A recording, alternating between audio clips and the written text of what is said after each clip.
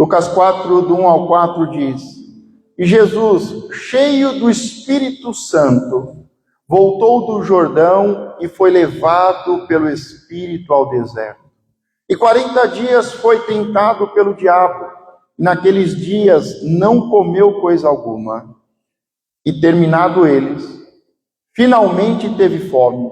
E disse-lhe o diabo: Se tu és o Filho de Deus, dize a esta pedra que se transforme em pão. E Jesus lhe respondeu dizendo: Está escrito, nem só de pão viverá o homem, mas de toda a palavra de Deus. Feche os seus olhos, coloque a mão sobre o seu coração. Senhor meu Deus e nosso Pai, estamos na sua casa, casa de oração, e clamamos a Ti, meu Pai, por uma palavra pessoal, íntima e profunda, para cada um de nós, para cada família aqui representada. E te pedimos ainda, meu Pai, a Tua palavra, que é Espírito e que é vida, de forma poderosa para a Sua igreja, para que possamos avançar e as portas do inferno não prevalecerão contra a Tua igreja. Senhor, desde já te agradecemos, porque servimos um Deus que é Pai, que tem ouvidos e ouve a oração, a súplica, o clamor do teu povo. Nós servimos um Deus, um Pai, que tem boca e fala com o teu povo, com os teus filhos. E desde já, Senhor, te agradecemos, porque sabemos que a tua palavra não volta vazia. Assim como a chuva cai sobre a terra e faz ela produzir fruto, a tua palavra, meu Pai, não volta vazia.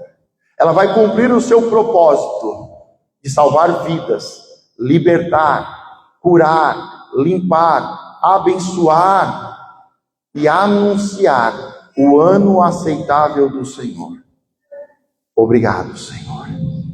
Você que crê que Deus vai falar com você de forma íntima e profunda, que não é apenas uma palavra, mas é a palavra de Deus que você vai ouvir. E porque você crê e confia que Ele ouve e Ele fala contigo, com a tua igreja, você pode agradecer aplaudindo o Senhor? Obrigado, Senhor, por tudo que o Senhor é, por tudo que o Senhor fez, está fazendo neste momento e ainda vai fazer. Obrigado. Não há Deus como o Senhor. Só o Senhor é Deus. É o nosso Deus, é o Deus de Abraão, Isaac e Jacó. É o Deus do rei Davi. É o Deus do Filho do rei Davi, de Jesus Cristo, do nosso Senhor e Salvador Jesus Cristo. É o meu Deus, é o Deus da minha casa. Obrigado, Senhor. Obrigado, Senhor. Nós acabamos de ler o texto, e nesse texto, Jesus, um pouco antes, ele foi batizado nas águas. E assim que ele sai das águas, diz a palavra em Lucas, que ele orou. O céu se abriu. E ouviu-se uma voz: Este é o meu filho amado, em quem eu tenho prazer. Observe que Jesus não tinha feito nada ainda. Não tinha pregado, não tinha feito nenhuma libertação, nenhuma cura. Jesus estava apenas começando. Mas por estar começando, o Pai disse: Este é o meu filho amado, em quem eu tenho prazer. Em seguida, o Espírito Santo de Deus o toma pela mão, o conduz ao deserto, e ele fez um jejum de 40 dias sem comer, e depois de 40 dias teve fome, e foi um período de tentação. O diabo vai tentar, enquanto Deus testa, prova para nos promover, o diabo, ele quer nos tentar para nos fazer cair. E quando nós olhamos a primeira tentação do homem, é muito estranha a tentação do inimigo, porque ele diz para um homem e uma mulher que foram criados à imagem e semelhança de Deus. Ele pergunta, ele coloca dúvidas. O que foi mesmo que Deus disse? Será que é isso mesmo? Não, desobedeça a Deus, seja como Deus. Olha que controverso. Toda a tentação do inimigo é estranho, porque eles já eram a imagem e semelhança de Deus, e a tentação do inimigo era para que eles desobedecessem para serem igual a Deus. Mas eles já eram imagem e semelhança do Deus Pai, Deus Filho e do Deus Espírito Santo, porque eles disseram: façamos o homem a nossa imagem e a nossa semelhança. E agora nós vemos aqui o segundo e último Adão, Jesus Cristo, sendo tentado. E olha que estranho, que controverso. Ele tinha acabado de ser batizado, e o céu se abriu, e ouviu-se uma voz dizendo: este é o meu filho amado. O diabo vai tentar e vai dizer: se tu és filho de Deus. Ele não tem dúvida. Ele não tem problema de paternidade. Ele não tem problema de identidade. Ele não tem dúvida. Ele crê, ele confia. Eu sou o filho amado. Deus não está só falando de um filho. Ele está falando, quando ele fala, este é o meu filho amado, ele está dizendo, eu sou o pai. Deus está se apresentando como pai. E está dizendo, este é o meu filho amado. Como assim? Se tu és filho de Deus? Como assim? Nós somos filhos de Deus. E aí ele continua a tentação: se tu és filho de Deus, você,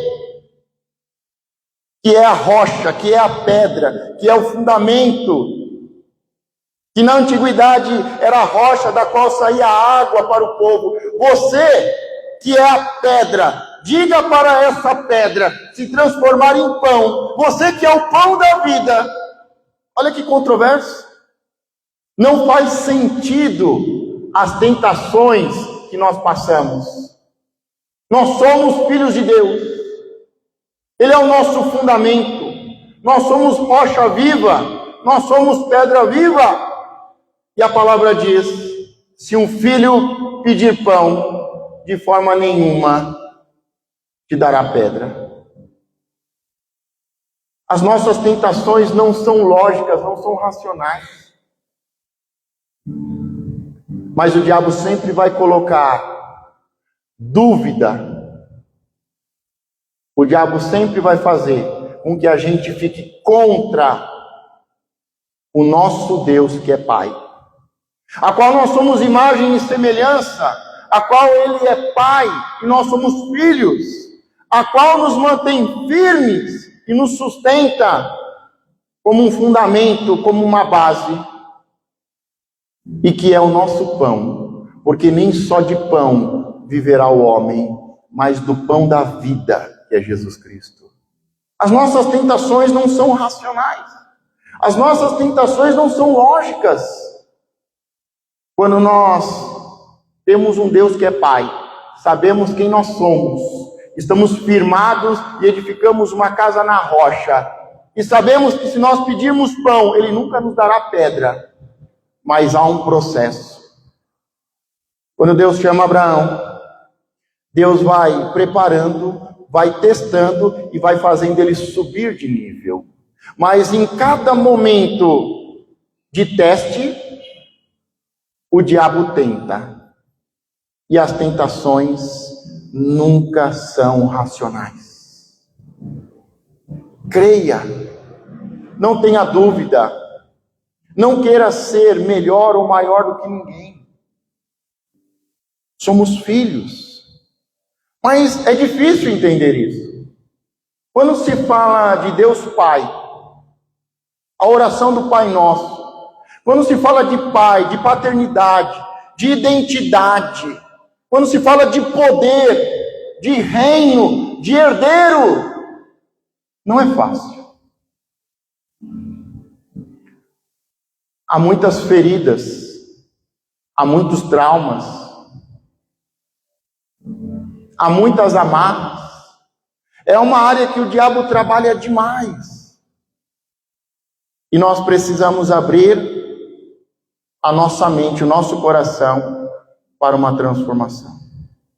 Porque não tem como falar de reino e recebermos todas as bênçãos que foram liberadas e sermos herdeiros de um reino, povo eleito, nação santa, sacerdotes reais, sem falar de pai, de filho, de identidade, de poder, de reino, de herança. Precisamos de uma renovação de mente nessa área. Mas estamos feridos, estamos frustrados. Quantos pais pródigos, quantas famílias destruídas, quantas feridas feitas na casa do meu pai, que nos impede e que nos colocam em dúvida, e que nos fazem nos levantarmos contra um pai, uma autoridade e contra Deus. E temos dúvidas, inseguranças, mas Deus, Ele quer curar. Ele veio para curar, para libertar, para limpar, para abençoar. João Batista, quando Jesus vem até João Batista, a palavra diz que João Batista se opôs, não queria batizá-lo. Porque, a princípio, João Batista e as pessoas acreditam que o batismo é só para pecador. Mas o batismo das águas de João Batista é para o arrependimento. Mas o batismo de Jesus nas águas é para o arrependimento? Sim, muito mais do que para o arrependimento, é para nascer de novo da água, depois do Espírito, e principalmente para se cumprir toda a justiça, ou seja, ter um sacerdote, fazer parte de um povo, ser discipulado, ser uma bênção e socorrer o necessitado. João Batista se opõe, não, você vem a mim para eu te batizar, você deveria me batizar. E Jesus diz, por agora convém que você me batize, porque você é o maior sacerdote desse tempo. E mais à frente Jesus diz, João Batista, o maior nascido de mulher. Nascido de mulher, não tem ninguém maior do que João Batista. Mas em seguida ele diz, ele é o menor no reino.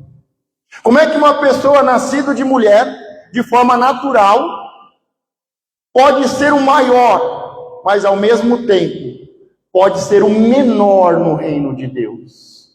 Porque para entrar no reino de Deus, você precisa nascer da água, você precisa nascer do Espírito. E esse tema não é fácil. Quando Nicodemos procura Jesus, e ele diz, eu sei que você vem da parte de Deus. Eu sei que você é o Messias, o Filho de Deus. Porque ninguém que vem da parte de Deus faria o que você faz. Esses sinais, prodígios e maravilhas. E Jesus começa a dizer, você precisa nascer de novo. Da água e do Espírito. E ele diz, mas como eu, um homem de idade, vou entrar de novo no ventre da minha mãe? Jesus diz, se você não está entendendo coisas simples, como é que vai entender as coisas do céu?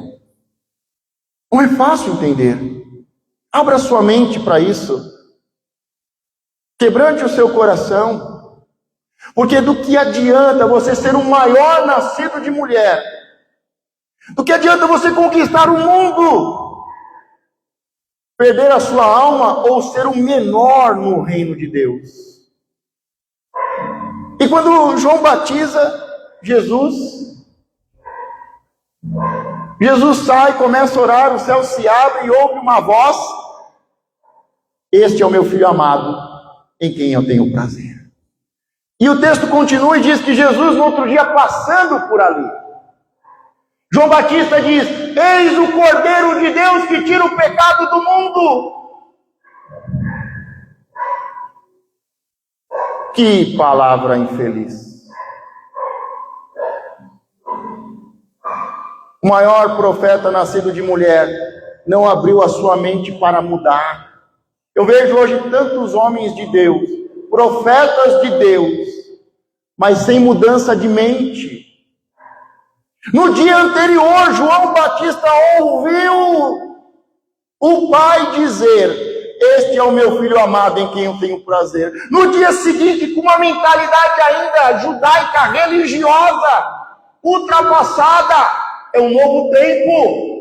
Ao invés de ele dizer: eis o Filho de Deus, o enviado do Pai, ele diz: é o Cordeiro, é um sistema religioso.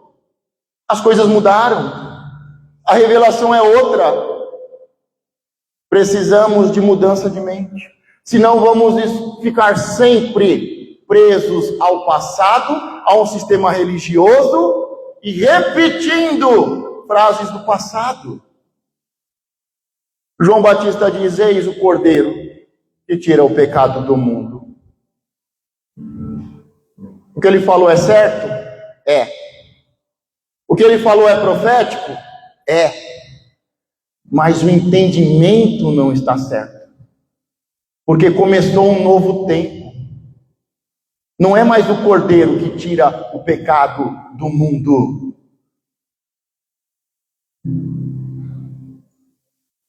É o Filho amado de Deus que foi enviado para morrer no nosso lugar.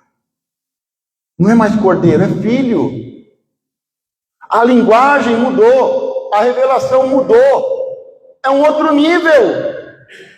Não é mais religioso, não é mais animal. É relacionamento, é pai e filho. O que adianta ser o maior nascido de mulher? Do que adianta ser um grande sacerdote, um profeta? Do que adianta fazer parte de um povo chamado, escolhido? Do que adianta fazer parte de um povo, de uma nação escolhida, santa, de sacerdotes reais, mas sem o discernimento, sem a revelação fresca? Temos que abandonar essa visão religiosa e temos que assumir uma visão de família de Deus. Quando Jesus foi questionado, ele disse: a minha mãe, os meus irmãos, são aqueles que ouvem a minha palavra. E você ainda ferido, dodói com as coisas do passado. Aquele que não deixar pai e mãe e vier após mim, não é digno de mim. Mas a gente está preso na tradição religiosa, na tradição familiar. A minha mãe e os meus irmãos são aqueles que ouvem a palavra. Quantas pessoas, mais do que feridas, foram amaldiçoadas em uma tenda, em uma casa. Preste muita atenção que quando Deus vai recomeçar a humanidade, com Noé e a sua família, depois do dilúvio, dentro de uma casa, de uma tenda, nós falamos muito que um recebeu uma maldição, porque ele viu a nudez do pai, e ele saiu falando, fazendo fofoca, zombando, e formando rodas de escarnecedores. E porque ele desonrou o seu pai, houve uma maldição sobre ele. Mas nós não podemos esquecer que nesse mesmo lugar, nessa mesma tenda, esse mesmo pai, ele abençoou outros 2 filhos. E não tem a ver com o pai, tem a ver com aquilo que nós fazemos. Quantas pessoas, com motivo ou sem motivo, riem, debocham, expõem a nudez, a vergonha de um pai, de uma família, de uma autoridade.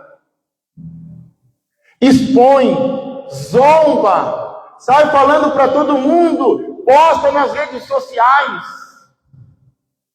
E estão debaixo de maldição, porque não aprenderam a cumprir o mandamento de honrar pai e mãe, de orar pelas autoridades, não de expor a sua vergonha, mas são fofoqueiros, são caluniadores, montam roda de escarnecedores, zombam da família, do pai, dos líderes. E aí cai a maldição sobre eles. Mas no mesmo lugar que tem pessoas sendo amaldiçoadas, tem pessoas sendo abençoadas. Não tem a ver com o seu pai. Não tem a ver se ele salvou a humanidade ou se ele não passa de um bêbado na sarjeta. Tem a ver com o seu pensamento, o seu coração.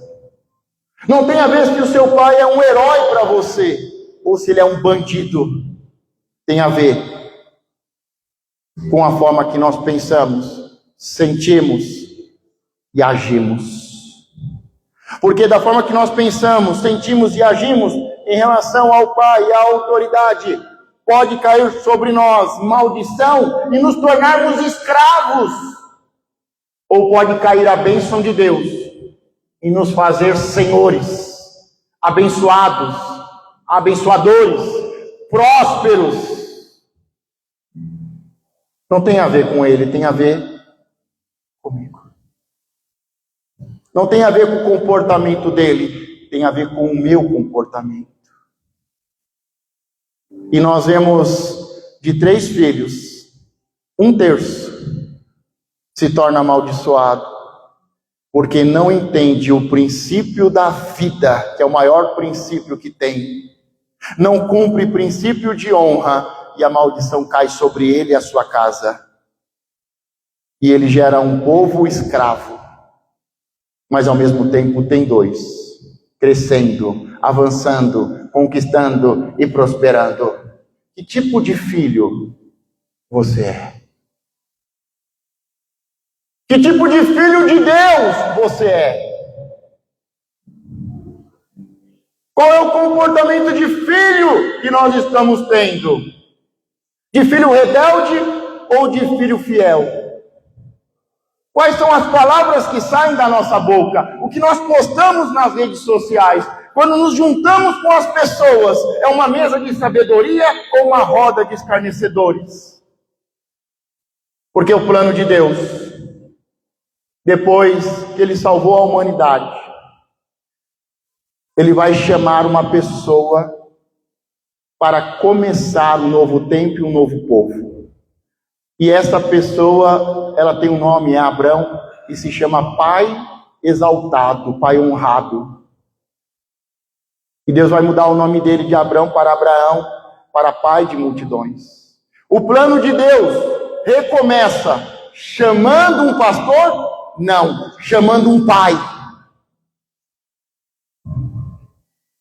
Abrindo uma igreja? Não, gerando filhos.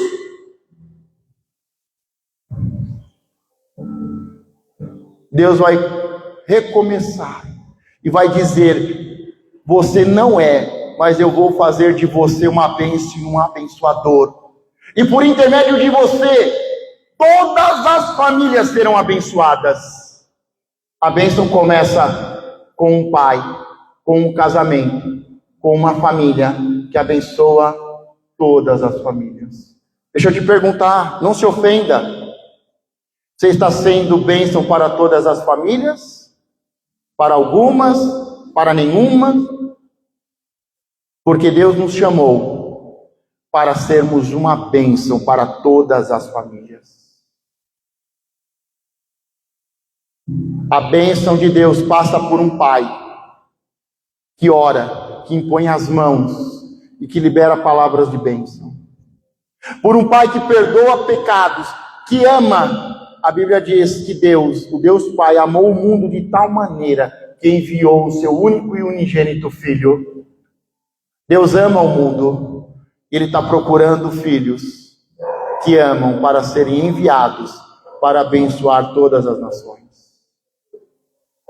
Deixa Deus transformar a nossa mente religiosa em uma mente de reino. Quando a história continua, palavra diz que o profeta Elias passa e ele coloca o seu manto sacerdotal, profético, o seu manto de pai sobre Eliseu, e ele continua o caminho. Eliseu recebe a capa e entende.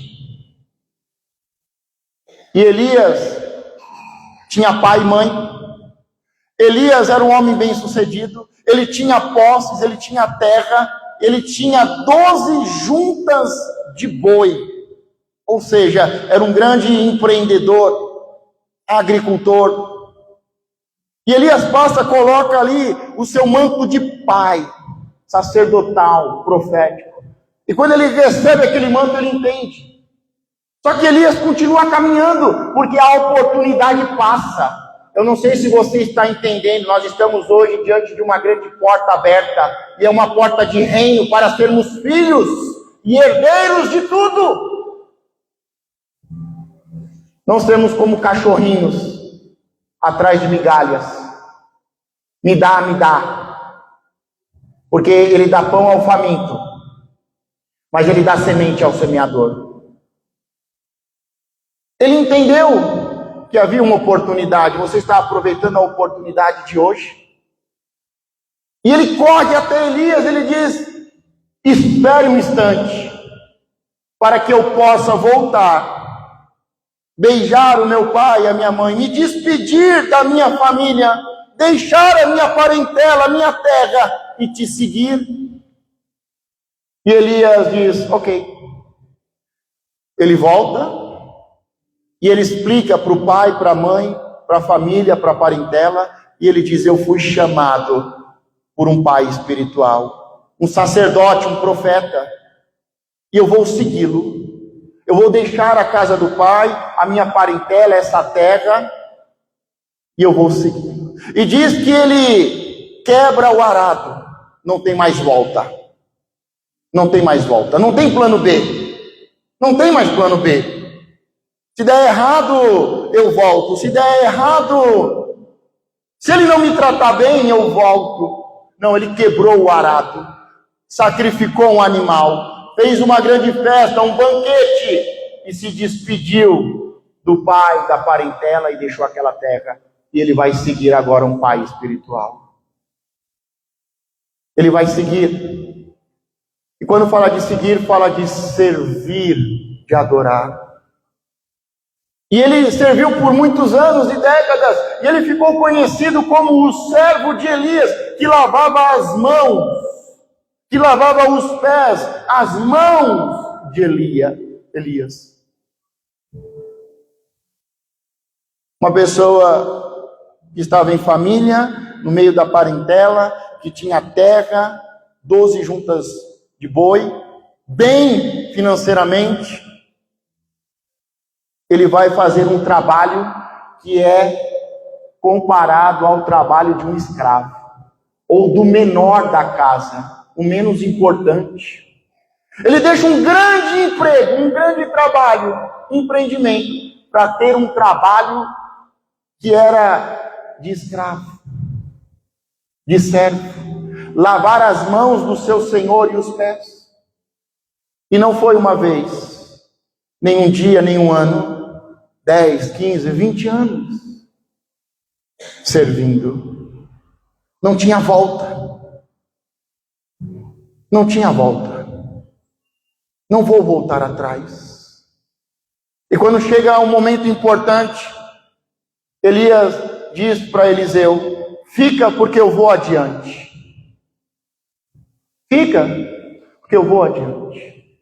E Eliseu diz: vive a tua alma que eu não te deixarei. Elias já tinha passado por isso antes. Ele tinha tido um outro moço, um outro servo, que no momento difícil de perseguição, que estava sendo caçado para ser morto, Elias chega para o seu moço e diz: fica aqui, porque eu vou adiante, querem me matar. E aquele moço diz: tudo bem, eu vou ficar aqui. E ele ficou para trás. No momento difícil, você fica para trás? Servo fica na casa do Senhor por um período. Durante um período ele serve, mas depois ele vai embora. No momento difícil, ele vai embora. No momento da perseguição, ele se separa. Agora, passado muitos anos, ninguém sabe o nome daquele servo que ficou para trás, porque só o nome do justo, daquele que obedece, que se submete, daquele que é uma bênção, daquele que é um abençoador, ficará em memória. O nome daquele moço, ninguém sabe quem é. Ele ficou para trás. Ele até aceitou o chamado, mas ele no meio do processo, ficou no meio do caminho, ficou para trás. Mas agora Eliseu, ele diz para Elias: não, aonde você for, eu irei. Quantas histórias bíblicas lindas, de homens e mulheres que deixaram a casa do seu pai, assumiram a responsabilidade, saíram da zona de conforto, saíram do meio da sua parentela, deixaram a sua terra e foram guiados por Deus. Quantas pessoas deixaram? A Bíblia conta a história de uma mulher que ela foi a uma terra estrangeira, perdeu o seu marido, perdeu o seu filho, perdeu o seu outro filho, passou fome, necessidade, mas ela diz: não, eu vou voltar para a minha terra. E quando ela volta, duas mulheres que tinham sido casadas com os seus filhos, ela diz: voltem para a casa de vocês, eu não tenho nada para oferecer, como eu de idade vou ter filhos para que vocês possam se casar de novo? Voltem para a casa de vocês. Uma beijou, se despediu e voltou atrás. A outra disse: o seu Deus é o meu Deus. Aonde você for, eu irei. Aonde você habitar, eu habitarei. Aonde você for sepultada, ali eu também serei sepultada. E ela vai gerar filhos. E ela vai gerar, e da descendência dela vai vir o Salvador Jesus Cristo. A bênção maior, não para as ovelhas, os cachorrinhos, mas para aqueles que se fazem filhos, é a bênção maior de se tornarem herdeiros de um reino, serem príncipes e princesas. Você está entendendo a importância? Você está entendendo? Quando Deus chamou Abraão um pouco antes, Deus falou: olha, sai da casa do seu pai, da sua parentela, da sua terra, e eu vou te levar. A gente pensa, está levando a uma terra, a um lugar. Mas Deus estava levando ele ao encontro de um pai espiritual, de um sacerdote, um profeta. Ele se encontra com Melquisedeque. E depois de uma grande vitória, ele honra aquele pai, aquele sacerdote, com as primícias e os dízimos. E aquele sacerdote o abençoa e diz que por causa dessa bênção desse pai espiritual, até a 4ª geração foi abençoada. E ele ainda nem tinha filhos. A importância. Abraão se encontrou com o seu pai espiritual. Elias foi um pai espiritual para Eliseu. As pessoas dizem: eu não preciso de pastor, de igreja hoje. Esse não é o plano de Deus, que começou salvando a humanidade e levantando um pai para a humanidade. E aqueles que te abençoarem serão abençoados, aqueles que te amaldiçoarem serão amaldiçoados, e todas as famílias serão abençoadas por intermédio de você. Moisés teve um pai espiritual, Jetro. Eliseu teve um pai espiritual, Elias. Os discípulos de Jesus, no momento difícil, quando Jesus diz: se não comer e não beber do meu corpo e do meu sangue, não tem parte comigo, diz que a multidão foi embora. E Pedro diz: Senhor, dura essa palavra, quem pode suportar? E Jesus diz: se quiser ir com a multidão, vai, porque a palavra de Deus não muda. Ele é pai, ele levanta pais espirituais. Ele não reúne um bando de animais, de ovelhas. Ele gera filhos. E aí que a multidão vai. E Pedro diz, ele não diz para onde eu irei. Vou voltar para o judaísmo, os fariseus, os saduceus, os escribas, os herodianos.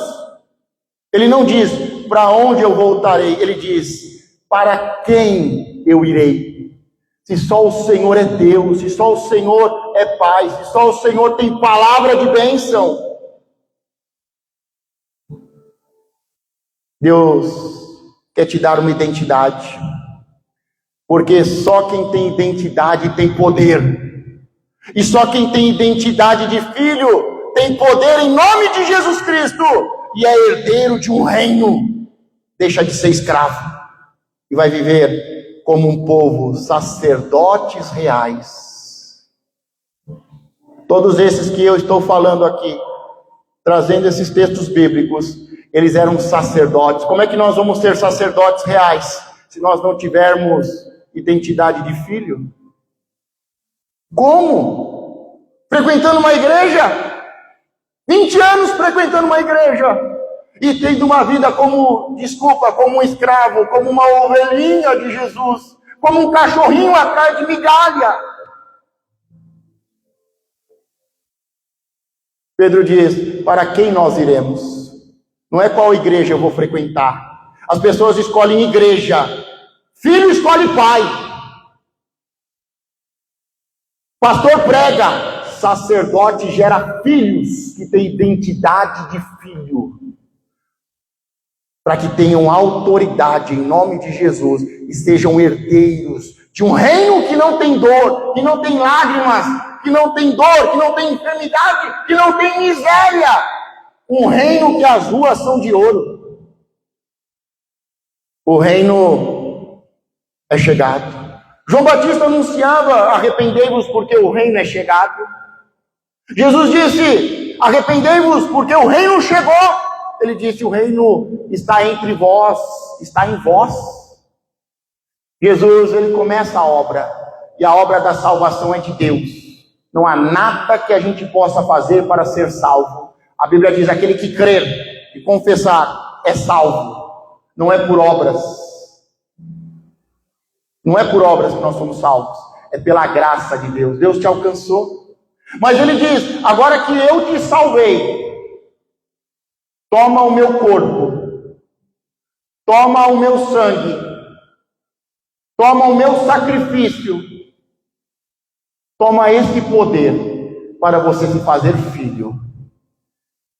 Ele diz, eu vos dou poder para se fazer filho. As pessoas querem poder de Deus para brincar com o poder de Deus.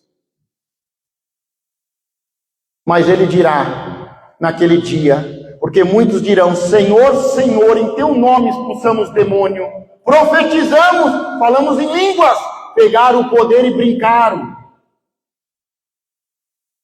Mas tem uns que naquele dia dirão, Pai meu, Deus meu, Abba Pai, porque o Espírito de Deus, com o meu Espírito, clama e testifica e diz, Abba Pai. Tem muita gente dizendo, Senhor, Senhor, está trabalhando em uma igreja, mas não é filho, não tem compromisso, não tem identidade. As minhas filhas, esses dias passaram mais tempo com o vô e elas voltam da casa do vô dizendo, o pai é igualzinho o vô.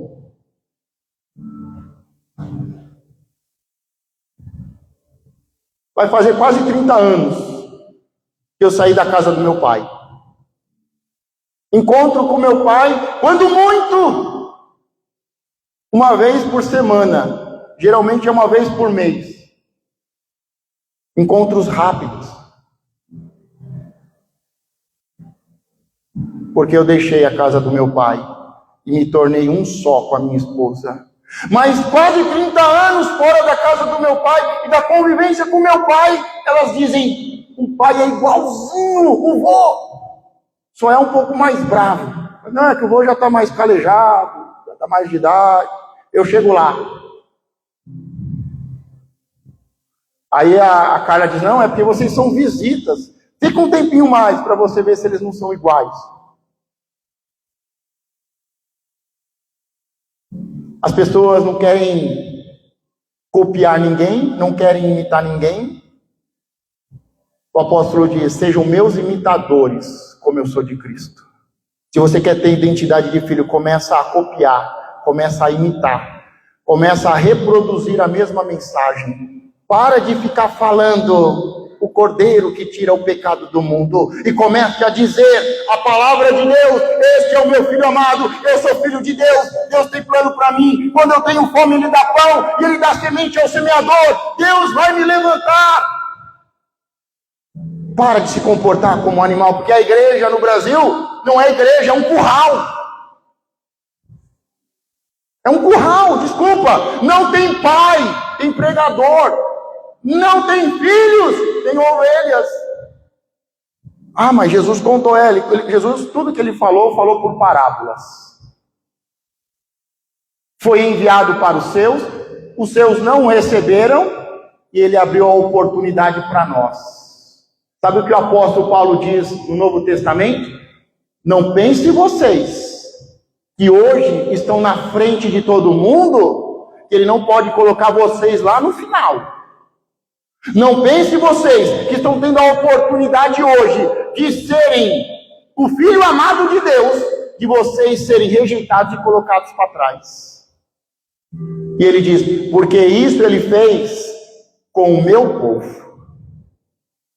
O povo judeu, o primeiro chamado, a primeira aliança, o primeiro testamento, mas eles não deram crédito, não receberam o Filho de Deus, e eles que eram primeiro, que iam se sentar ao lado do Pai, estão agora lá no final. E nós temos o privilégio de estarmos na frente, assentados com o Senhor. Mas ele adverte: não endureça o seu coração, não seja religioso, porque eu já vi isso acontecer com o meu povo, os judeus. E se você endurecer o seu coração, se você não pegar esse poder para se tornar filho, ele também tira de você e dá para outro. Não perca a oportunidade. Mas Jesus, ele tudo falou por parábolas. Ele veio para as ovelhas perdidas de Israel. Quem aqui é a ovelha? Diga: Israel. Nós não somos ovelha. Mas eu sou ovelhinha de Jesus. Eu sou a ovelhinha perdida de Jesus.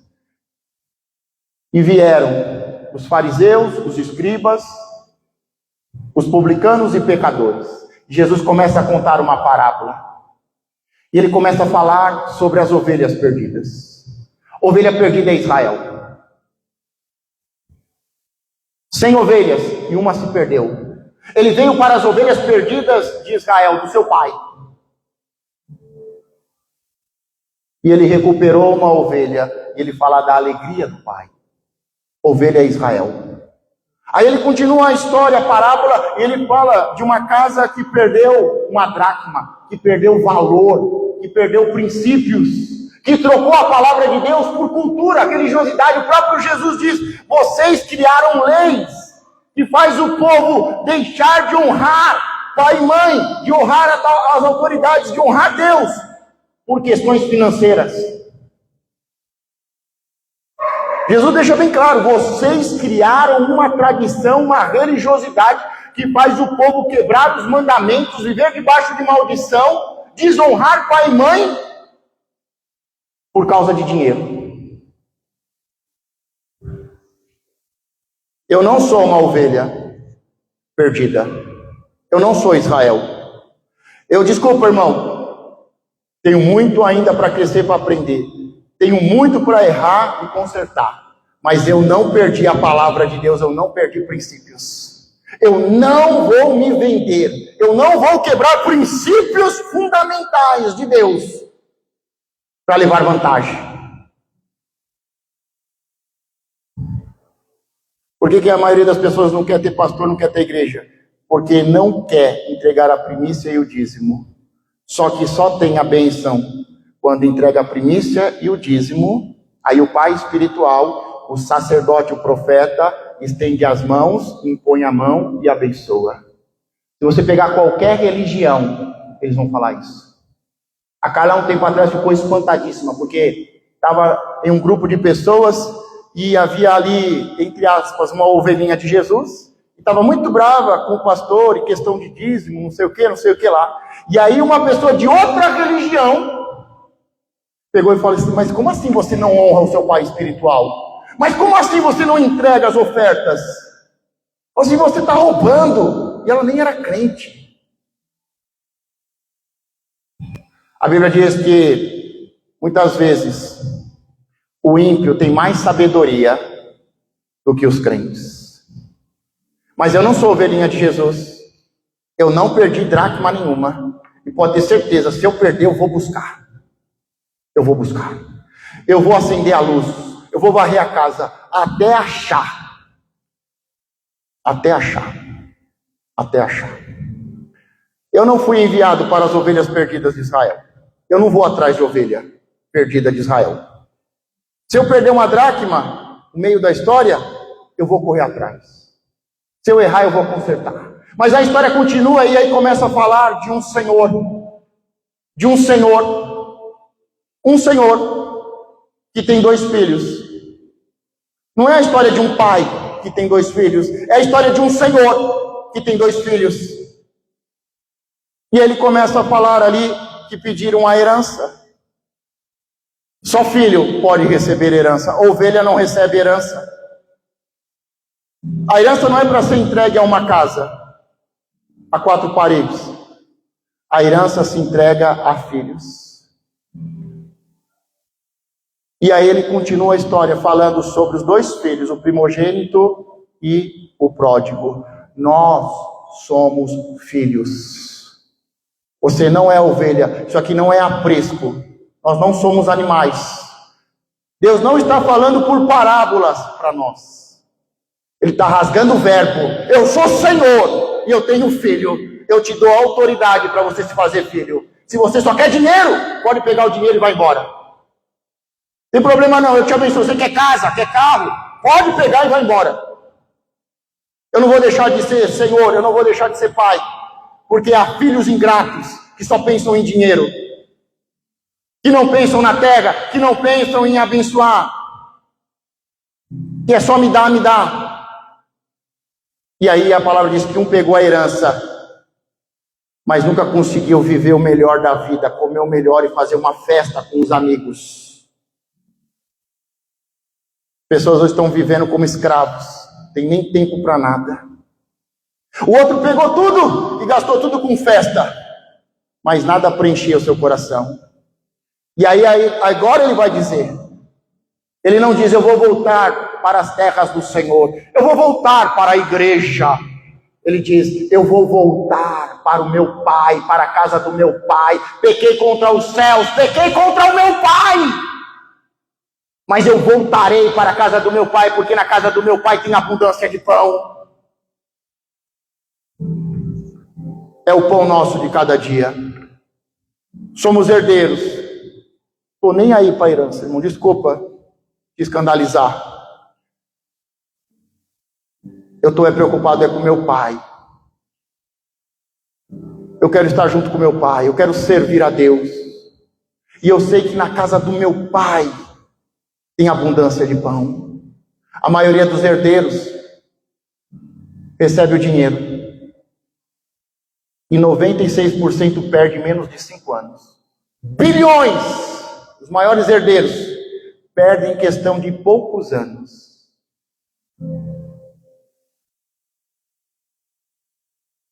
Porque a bênção maior de Deus, sem um pai, sem um Senhor, sem um pai, sem a sabedoria de Deus, vai ser vendaval na vida de qualquer pessoa. Dinheiro é vendaval na mão do ímpio. O que importa não é ficar dizendo: porque pastor, você não sabe o que aconteceu comigo, o que o meu pastor lá falou há 20 anos atrás, o que o irmãozinho fez comigo lá na igreja. Por isso que eu saí da igreja, estou vivendo que nem um porco. Eu não quero ouvir essas historinhas. Eu quero ouvir alguém dizendo: pequei contra o meu pai, pequei contra os céus, quebrei princípios, mas eu vou voltar para a casa do meu pai. Precisa voltar para a igreja não, irmão? Precisa voltar para a igreja não. Você precisa voltar para alguém. Nós precisamos de pais espirituais, não de pregadores. Nós precisamos não é de um curral de animais. Nós precisamos de uma família. Nós precisamos de pessoas que ouçam a palavra de Deus. Quando Jesus está conversando com seus discípulos, as ovelhinhas perdidas de Israel, na última Páscoa do Senhor e na primeira ceia cristã, ele começa a falar, e aí chega um momento os discípulos dizem, mas calma aí, o Senhor, tudo que o Senhor falou por parábolas, mas agora o Senhor está falando diretamente.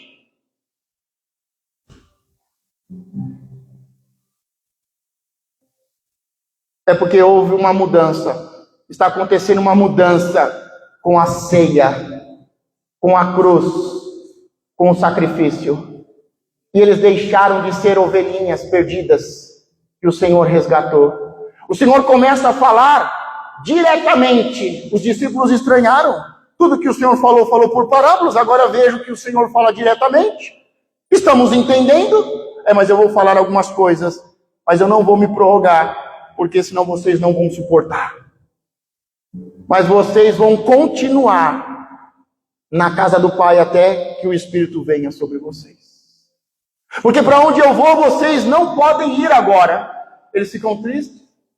E aí um diz, o menor, o Felipe diz, Senhor, o Senhor vai nos deixar para nós não ficarmos órfãos, sem Deus Pai, o Senhor vai enviar o Espírito Santo. Como é que não buscamos o Espírito Santo? Não vamos clamar até sermos cheios do Espírito Santo. Não é para ter dom de falar em línguas. Busca o Espírito Santo, fala em línguas, profetiza, cumpre o propósito, socorro, misericórdia, prega. Mas o Espírito Santo é para que a gente não seja órfão. E aí, nessa conversa, ele diz, nos mostra o Pai que está tudo resolvido. Nos mostra o Pai que para nós basta. Irmão, a psicologia diz, mostrou o Pai, os problemas são resolvidos.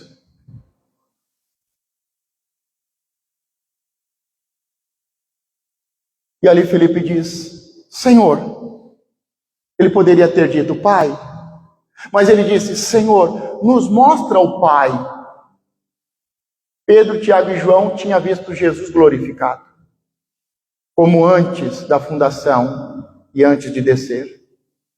Mas Felipe não tinha visto Jesus glorificado, e ainda nesse processo de mudança, ele diz, é um momento difícil, o Senhor vai morrer, o Senhor vai nos deixar, o Senhor não vai nos deixar, vai mandar outro igual, um Consolador, para que a gente não seja órfão. Mostra o Pai, que aí tudo está resolvido. Jesus diz, até agora você não viu o Pai?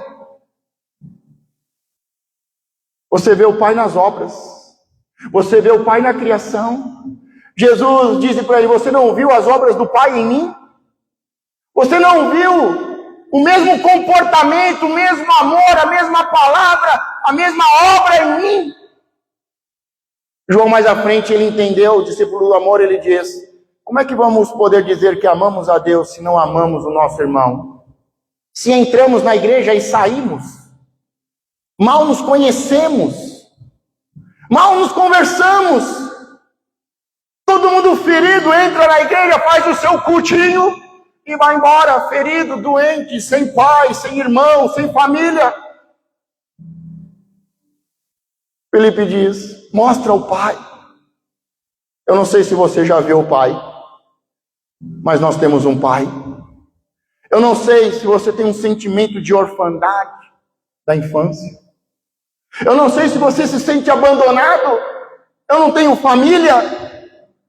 Mas Deus pode estar te chamando para começar uma nova família a partir de agora. Deus está levantando pais, casais, famílias para serem abençoadas. Deus não veio fundar uma religião. A religião de Deus é pai de órfãos. Não é o catolicismo, o judaísmo, o cristianismo.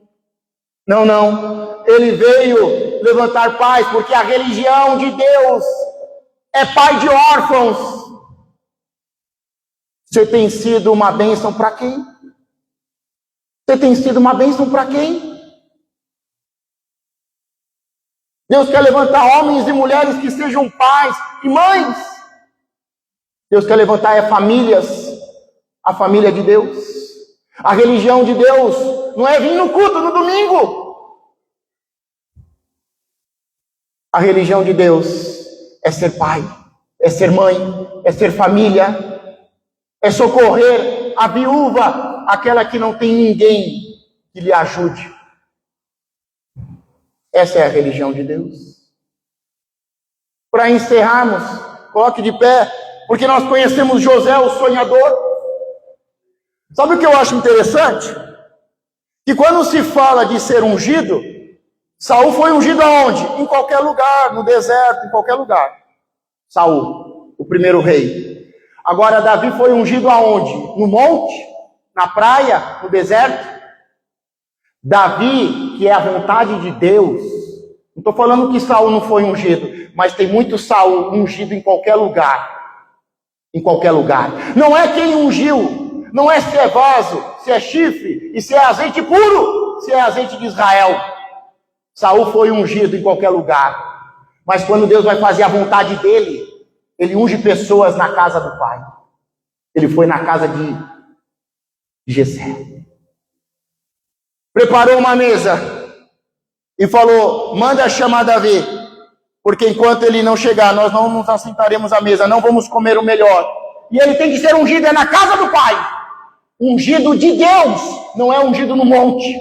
Ungido de Deus não é ungido em qualquer lugar por qualquer um, não é ungido em congresso. Ungido de Deus para cumprir a vontade do pai é ungido na casa do pai, entre os irmãos. Entre os irmãos. Tem muita gente ungida, mas tem pouca gente ungida no propósito de Deus. Tem muita gente ungida para a multidão que quer status, mas tem pouca gente ungida da forma correta na casa do pai. Tem muita gente ungida para ser influencer. Tem muita gente ungida para estar na rede social. Tem muita gente ungida para ficar pregando em congresso.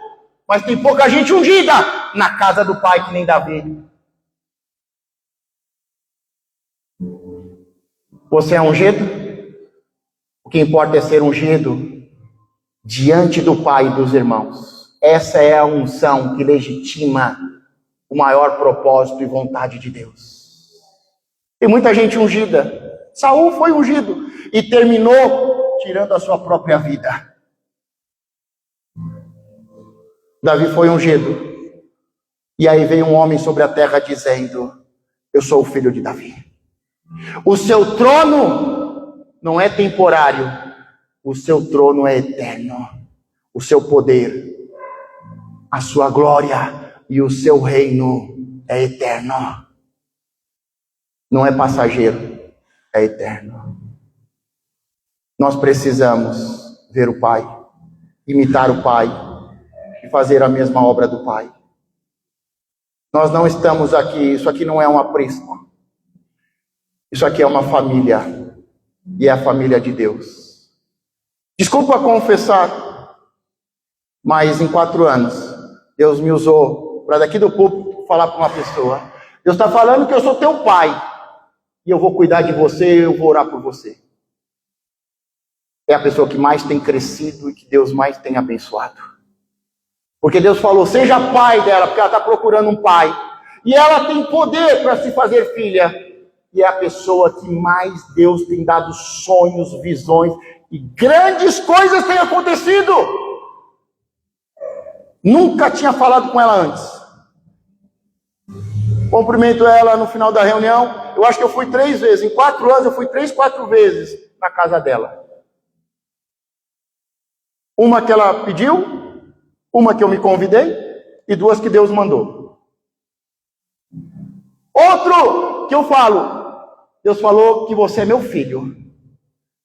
Pode vir tempestade, pode todo mundo pôr a mão, pode todo mundo agir de forma errada, mas na hora que eu me ponho como pai, no dia que eu falei com ela, o marido voltou.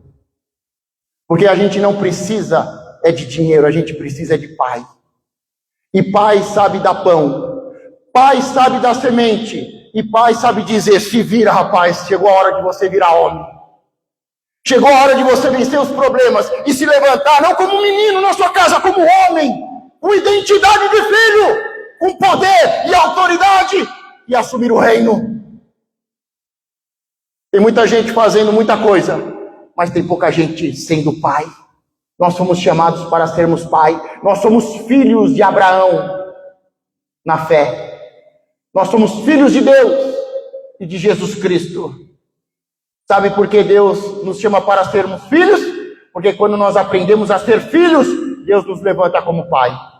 Abraão tinha nome de pai, e nome de pai honrado.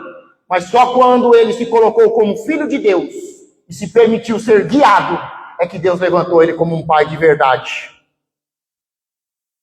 Enquanto nós não formos filhos, não seremos pai. Vamos brincar de sermos religiosos.